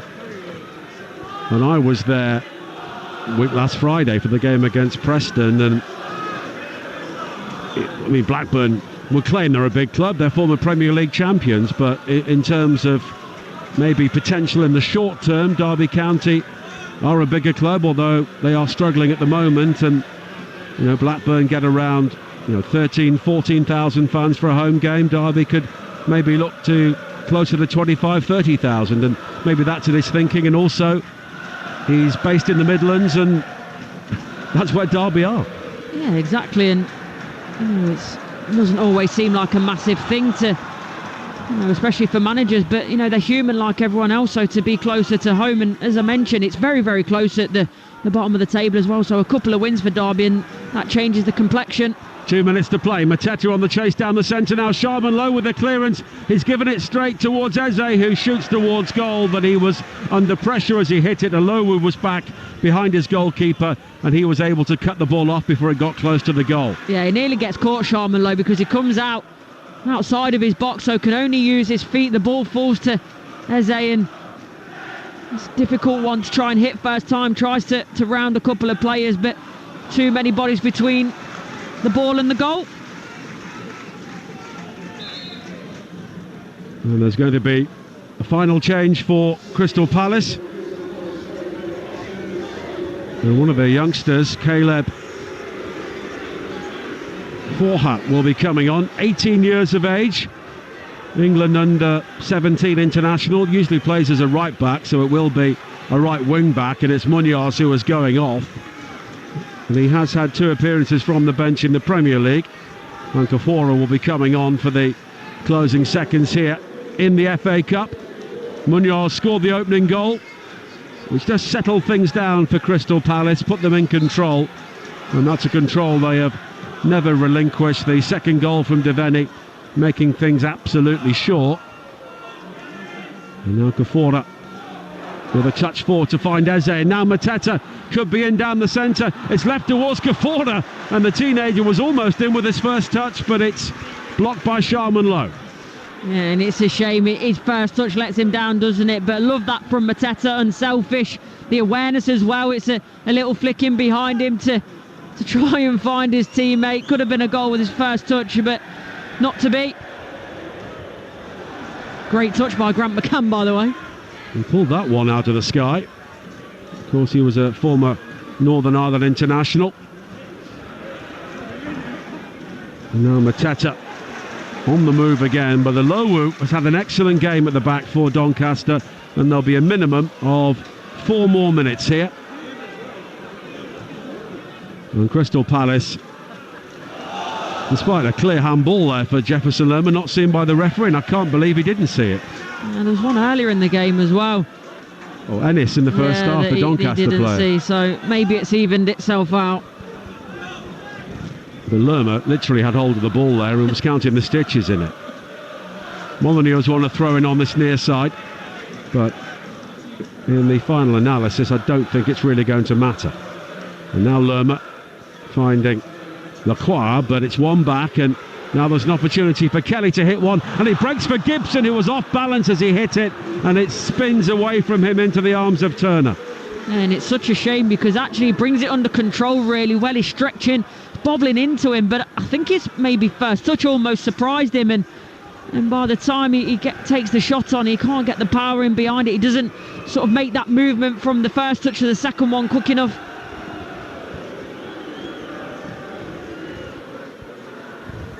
Clearing downfield once again, Matt Turner.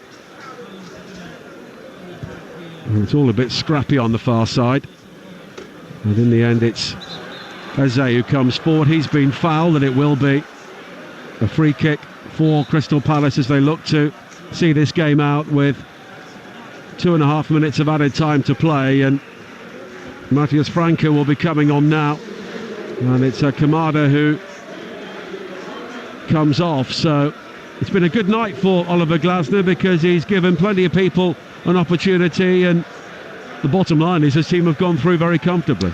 Yeah, gone through, come through it unscathed as well. No injuries, and as you say, getting minutes to those that maybe haven't had too many this season. So it couldn't really have gone any better, I don't think, for Oliver Glasner. Free kick which Richards will take in towards Hughes, and then Franke closes him down. And now Eze for Palace on the far side. It'll be a big day for him when Millwall come to Selhurst Park. It'll be a big day for everybody in South London. That's a local derby which has not been played for some time, particularly not at Selhurst. As the flag has gone up for offside against Doncaster, although Palace did have control of the ball. Lacroix was heading over the halfway line.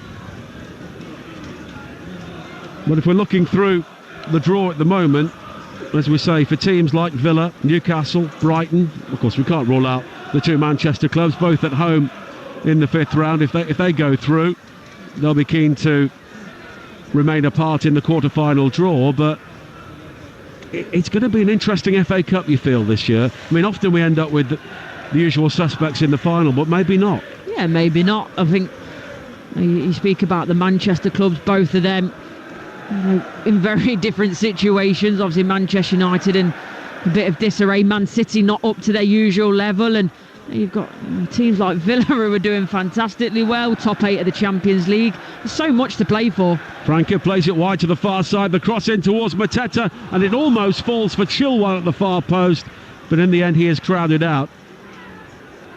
And I should say as well, of course, Plymouth and Fulham will have a good deal about the progress of Manchester clubs as Franke brings it into the penalty area. He overruns it and it's gone behind for a goal kick. Well, and I know it's still to play, but if Forest are to get through as well, what a season they're having, by the way. So you wouldn't maybe put it past them giving it a right good go. Everything seems to be going their way at the moment. Absolutely, there are plenty of possibilities, and of course you can follow the FA Cup fifth round across the Talksport network. It's the last few days in February and the first couple of days in March. That's what's been penciled in. The Saturday is March the 1st, but I would imagine there'll be games on the Friday and possibly the Thursday. But Crystal Palace are into the FA Cup fifth round.